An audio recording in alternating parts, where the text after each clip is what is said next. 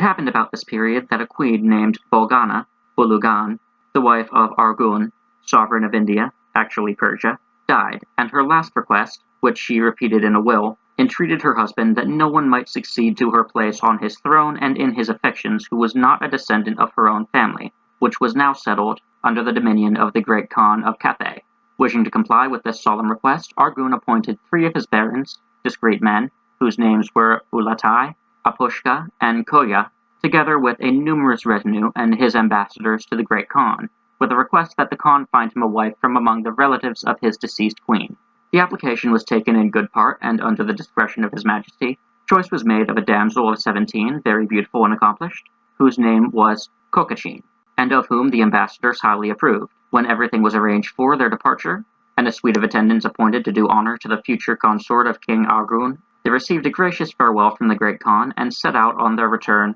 by the way they had come. Having traveled for 8 months, their progress was blocked and the roads shut against them by fresh wars that had broken out among the Tartar princes. Much against their will, they were forced to turn back to the court of the great Khan and tell him of the interruption they had met with. About the time of their turning back, Marco Polo happened to arrive from a voyage he had made, with a few vessels under his command, to some parts of the East Indies, in some manuscripts India, and reported to the great Khan concerning the countries he had visited, with the details of his voyage, which, he said, was made with the utmost safety. This latter observation having reached the ears of the 3 barons, who were extremely anxious to return to their own country, from which they had now been absent 3 years, they sought a conference with our Venetians, whom they found equally desirous of going home.